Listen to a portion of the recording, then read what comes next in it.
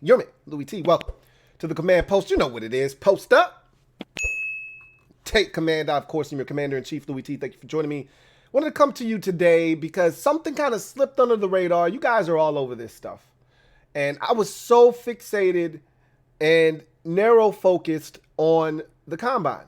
And so on March the 3rd, Washington made a move that, was really under the radar, really subtle, okay? They signed wide receiver Marcus Kemp, who was formerly of the Kansas City Chiefs. And for me, what this means is the end of the Cam Sims era in Washington. Now, I know there are a lot of Cam Sims stands out there, and this one's going to cut deep. And preferably, if you were asking me to choose between the two, give me my guy, Cam Sims. 6'5", 220. Felt like he didn't get utilized nearly enough last year in Scott Turner's offense.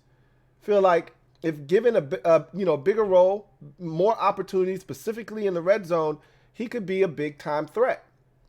That said, Washington is moving on. This move to Marcus Kemp essentially signifies them moving on from Cam Sims because they are exactly the same player. Cam Sims, 6'5", 220, more of a special teams dynamo than anything else.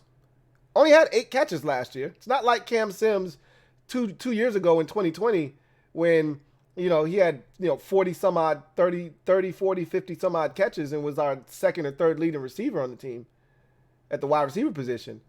We're far removed from that. He had 8 catches last year. Minimal impact on the season. His biggest role now is on special teams, and even that's been reduced with Percy Butler coming in and also having Sip, Christian Holmes. Those two guys ended up being our gunners.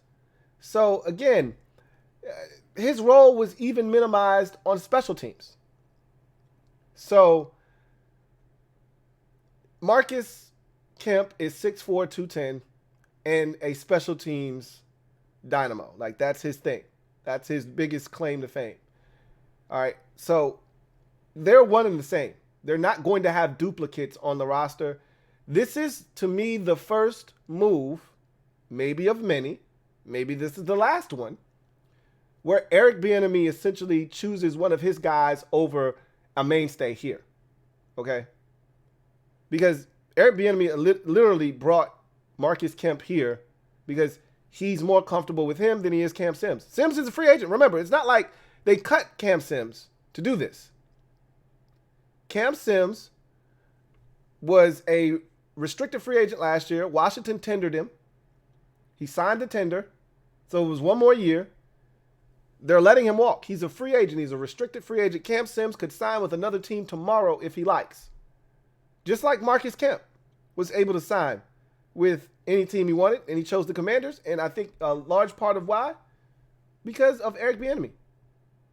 I think he convinced Washington that, hey, this is a guy to come in here, fill that same void that Cam Sims filled for you guys, can play some special teams, gives you a little bit of size at the receiver position, which we don't have. Remember, all of our receivers are 6 feet and under. Terry McLaurin, Curtis Samuel, Jahan Dotson, Dax Milne, Bieniemy Brown, all of these guys are 6 feet and under. We don't have any size at receiver. So you'd like to have a little bit of variety. Variety is the spice of life. I think it's the spice of the receiver position. I want variety. I want guys at all types of sizes. I'd like a 6'2" guy in there somewhere. I'd like a 6'4", 6'5" guy. And then the rest of them can be 5'11", 6 feet, 5'10", whatever. But we don't have that. We literally have 5'10", 5'11", 6 feet across the board, and now Marcus Kemp is going to be the one guy with size on the receiving core. As of right now, and again, things could change. But for those of you who are Cam Sims stands, I'm just letting you know, this move here signifies the end of the Cam Sims era here in Washington. Marcus Kemp will be filling his spot on the roster. Now, again, he's not guaranteed to make the team. Washington could draft a receiver in free agents in the draft here. They could have a couple of those guys that they've been working with for a couple of years that are, were on the practice squad that they really like, and one of those guys gets an opportunity. Personally, if we're keeping it a buck with one another, Sims wasn't the guy I was looking to replace. I'm looking to upgrade over Dax Milne. I think we need another slot receiver. And not that Dax Milne is trash. I just think we can do better. I told you, this receiving group this year, not all that great. Doesn't mean you can't find a hidden gem in the mix in the 5th or 6th round. Dax Milne is a 7th round pick. I'd be looking for his replacement this year, personally. Marcus Kemp isn't guaranteed to be on this roster. They could draft a 6'5 receiver this year in the draft, in the 6th round. And he could beat out Marcus Kemp. Or Marcus Kemp could get beat out by some other receiver on the team right now that's signed to a futures contract. Who knows? I can tell you this much. Marcus Kemp's arrival signifies the end of Cam Sims here in Washington. So for those of you holding out hope that Cam Sims would be back, that he would have a bigger impact, a bigger role, now that we have a new offensive coordinator, Eric Bieniemy, I'm here to dash your hopes and give you a splash of truth. He's gone. And he's not coming back. So I just wanted to talk about that briefly because that kind of slipped under my radar. But looking at what he is and his body of work, he had a big catch in the AFC Championship game. I don't know if you guys watched that. Probably a lot of you didn't. But remember, that was the game where the Chiefs had a ton of injuries at the receiver position. Juju Smith-Schuster got hurt during that game. Kadarius Toney got hurt during that game. Mecole Hardman got hurt during that game. And they were down to their final 4 receivers. They only had 4 receivers. That was it. Marcus Kemp was the last of the guys that they had remaining. I think they only had 3 receivers and then Travis Kelce and the tight ends, Jody Fortson and all those guys. I think they only had 3 healthy receivers left by the time that game ended. Marcus Kemp was one of them. The rookie out of Sky Moore. Sky Moore was one of them. And I want to say it was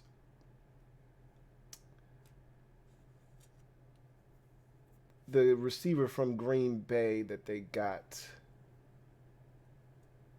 Yeah, MVS.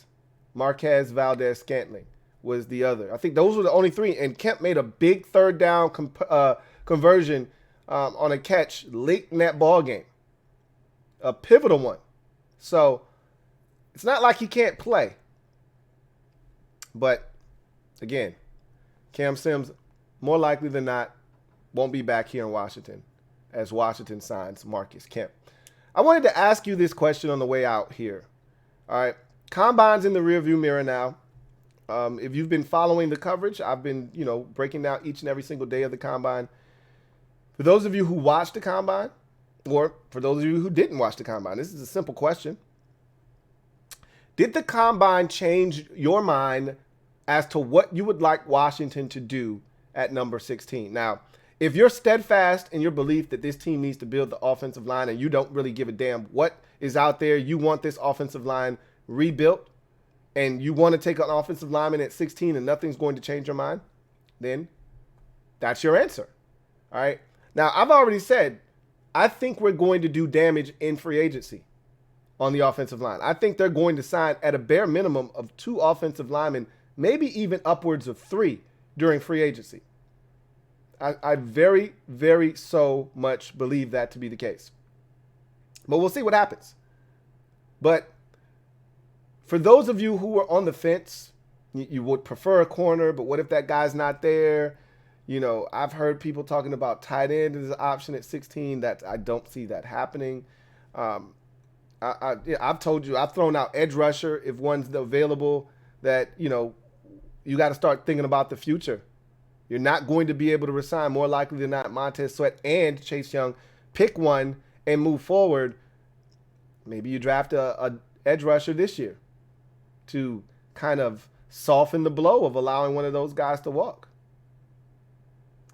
Anyway, Combine's in the rearview mirror, and now that the Combine is done, is your mind the same as it was going into the Combine, or now that the Combine is come and gone, has your mind changed as to what you want the Commanders to do at 16? Do you want them to trade back, pick up a few picks, and maybe take a position that isn't on the radar per se, isn't cornerback, isn't offensive line? Do you want them to trade up and snag a guy? Do you want to stand pat at 16 and take best offensive lineman available, best cornerback available? What says you? What do you think the Commanders should do at 16, and has your mind been changed since watching the Combine? Leave it down in the comment section. Can't wait to read your responses. So that's going to do it for me, your man Louie T, here on the Command Post. You know what it is. Post up. Take command. We'll be back on Thursday night live, 9:30 p. as we chop it up about the fellas. We're going to get knee deep into free agency. The bulk of the show on Thursday night will be free agency talk, as we are literally a week away from the start of the new league year. So we are going to dive in knee deep into free agency and have a hell of a discussion as to what Washington should be looking to spend their money on. And I'm going to give you all the options that really exist out there and all the positions of note for this team. So Thursday night should be a big-time show. Looking forward to you chopping it up with us then. Until then, I'm your man Louie T, signing off. Until next time, you guys, have a good one. Take care. LouieTeeNetwork.